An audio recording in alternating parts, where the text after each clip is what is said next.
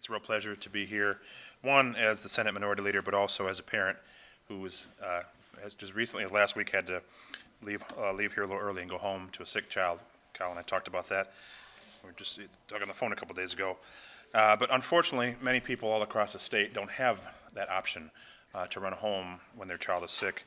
They have to choose between losing a day's pay or infecting them, going into work sick themselves, or not taking care of a sick loved one, and obviously also potentially infecting somebody at their workplace, whether it's a customer or a colleague. So we're here today to talk about a bill package that we're introducing both in the Senate and the House that we know that in general, happy and healthy employees are more productive in the workplace and also more productive when they're home. This isn't the first time the Democrats have introduced this bill package in this legislation, but we hope it's the last. It's long past time for Michigan to make sure that workers, no matter where they work, are able to fulfill their destiny and be productive, as I said before, both at work and at home. And I'm going to hand it over to Representative Cheng, but I'm going to give Representative Geis a second to come up here. I know she's very passionate about this as well. And again, thank you all for being here, and I'm going to hand it over to Representative Cheng. You want to just take a minute for people to file in? Are there other reporters out there that are trying to get in? Okay. You're the last one. Okay. Well, thank you, Senator Ananek. My House colleagues and fellow members of the Progressive Women's Caucus really look forward to working with you to make this earned paid sick leave legislation a reality here in Michigan for all of our families. I'm Stephanie Cheng, and I'm the state representative for House District 6, which includes part of the city of Detroit, River Rouge, and Ecorse. And I'm proud to, again, sponsor the bill for earned paid sick time again in the House this session. As Senator Ananek mentioned, the reality for far too many hardworking Michigan families is that they are forced to make the maddening decision of either going to work sick or risk losing their job and staying home to get well, either staying home to care for a sick child or family member and risk losing their job, or going to work and hoping that nothing worse happens to that child or family member when they're gone, either taking time off to get treatment for a serious illness and recover or risk losing their job, or going to work when they really should be at home. No one should be forced into making these choices. Yet people have to every single day because not all employers in Michigan offer paid sick leave. If they get sick and don't come into work, they don't get paid, or worse, they get fired. If they're lucky enough to have paid vacation days, they probably have used them up already to cover the illness. But it's more likely that if they don't have paid sick leave, they also don't have paid vacation days. So this is a lose-lose situation for the worker, for the public, and even for the employer. When a sick coworker comes into work, or a restaurant server or cook is forced to work sick because he or she can't afford to take time off, everyone is at risk for getting sick. This isn't good for the workers, and it isn't good for the employer because productivity and profits take a dive when you're sick and trying to work. The fact that they cannot earn paid sick leave is hard on working women and their families. In Michigan, the average woman earns about 77% of what a man earns, even when adjusting for similar jobs and experience, so she's already at a disadvantage. So when she becomes ill, or her child or family member gets sick, it's that much harder for her to cope with the lost wages because she has no paid sick leave. And if a woman is the only employed adult in the family, the consequences of not having paid sick leave are even worse. As a mom who has had her daughter in daycare, the fact that parents who do not have paid sick leave are more than twice as likely than those whose employers do have paid sick leave are likely to send a sick child to daycare or school is a bit frightening. Offering paid sick leave to workers is just common sense. So how big a problem is this in Michigan? More than 1.7 million Michigan workers, about 44% of the private sector workforce, aren't able to take a paid sick day. It's time to change this, and that is why we're reintroducing bills in the House and Senate to require employers to allow full and part-time workers to accumulate paid sick leave. So these bills would do several things. One, it would require employers to set aside 1 hour of paid sick leave for every 30 hours an employee works, regardless of your part-time or full-time. Stipulate when a worker could use this earned time off, including their own illness, the illness of a close family member, or recovery after a violent crime. protect all Michigan families, including families with same-sex partners, grandparents raising children, domestic partners raising children, and single-parent families. These bills would apply to all employers, with a carve-out for an employer with fewer than 10 employees. These are common-sense provisions that will keep workers healthy, on the job, and productive. By allowing the paid sick leave to accumulate over time, it won't be a financial hardship on any employer. Paid sick leave will make a huge difference in the lives of working women and families. So paid sick leave would mean that working women won't lose money out of their paycheck when they miss work to care for themselves or a sick child. Paid sick leave also does not mean that an employer will go broke for offering it.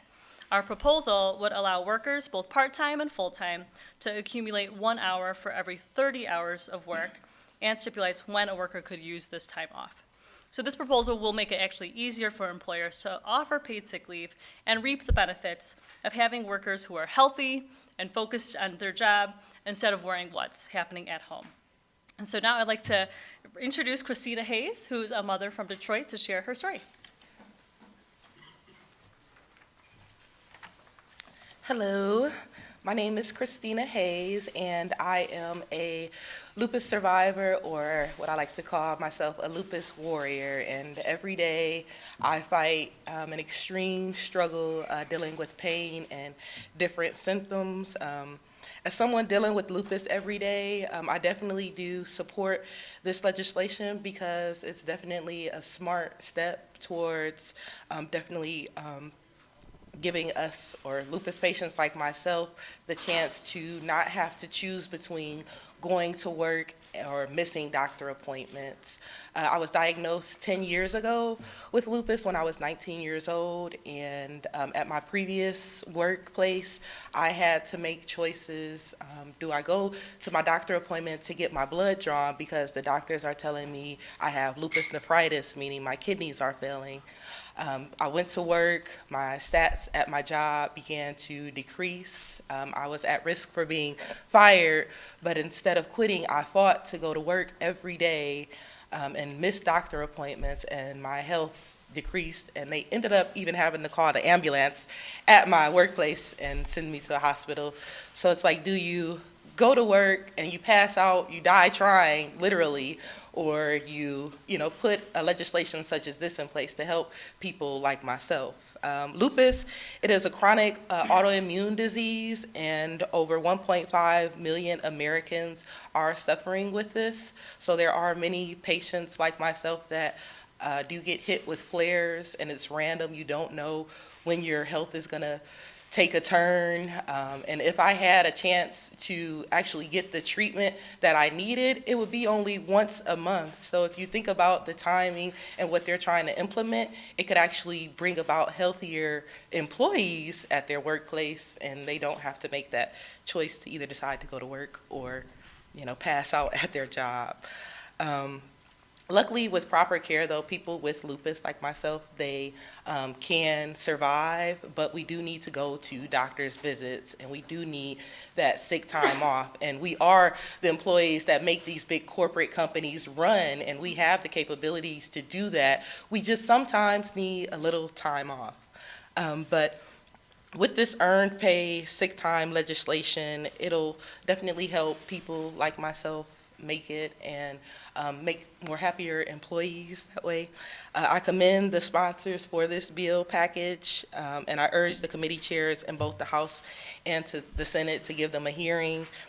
We deserve to have our voices heard. We deserve earned paid sick time, and it's a life or death matter when you have to choose from missing work or going to the doctor. So I definitely support this, and thank you. Thank you so much, Christina, for sharing that really important story. So next we will have Danielle Atkinson from Mothering Justice. Hello, my name is Danielle Atkinson. I'm the founding director of Mothering Justice. We are an advocacy and leadership development organization here in Michigan that works on issues of financial stability. I just want to first thank Representative Cheng and State Senator Ananick for their leadership on this issue, and thank you so much for all of the representatives and senators that joined us today in support of earned sick time. The term working mother is redundant. Mothers, fathers, along with every person that take care of someone, doesn't start work when they punch in on a job or sit at their desk. They're leaving the job of caregiving to go to their other job.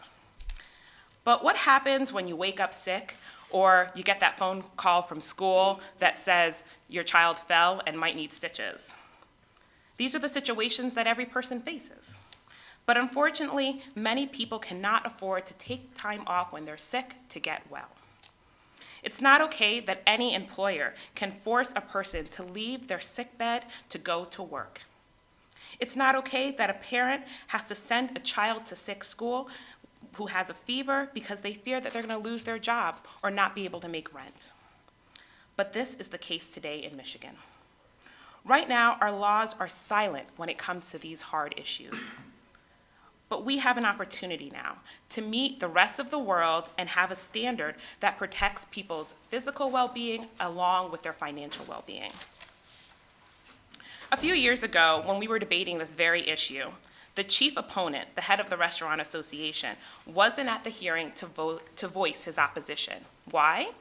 Because he was at home with his wife and his newborn child. The right decision. But unfortunately, having time off to care is a privilege that comes with a fancy title and a big paycheck. This bill is about people like my mother, someone who left her job in the daytime caring for patients as a nurse, only to go home and try to recover from the chemotherapy that eventually helped her survive cancer. This bill is about the mom who has to send their child to school with the flu because she's going to lose her job. And this bill is about Kelly Garrett, one of our leaders, who has a child with a chronic illness, who if she sends her child to school with that child with the flu, it could be a crisis. This bill is about Brooke, somebody who we've learned to love, a business owner in Ferndale, who said, when I asked her to support this issue, she said, of course, because I rely on my workers for my bottom line, and they rely on their children rely on them for survival. We look to Lansing to make laws that embody our values, the values that say everyone has a right to take care of themselves.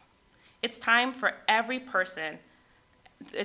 no person to be forced to choose between the job they need and the family they love. So we're here to ask the same things that Christina so eloquently asked, that this bill get a hearing along with being passed. Thanks so much.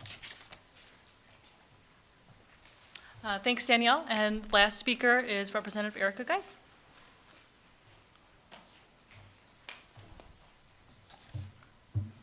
Thanks so much. I am Representative Erica Geis, and I serve the 12th House District, covering Romulus, Taylor, and a part of Van Buren Township. And I'm very proud to be a co-sponsor of the House legislation. Both bills are directly related to the Family Medical Leave Act, which, as of last month, was 24 years old. And when it was passed, it was a huge step forward for workers because it meant they could deal with illness without the fear of losing their jobs. But the FMLA does not require employers to pay workers for the time off they can take, and it doesn't address all the health situations. So we have to do better for our workers, and we have to go farther. This is why we are still leading the fight for earned paid sick leave. And I have a strong understanding of the value of earned paid sick leave because my family, my husband in particular, has had to stay home to care for our young daughter. Last spring, my daughter was very seriously ill, and having access to paid sick leave meant that while I was here in Lansing, my husband could stay home with her when she had a fever of 106.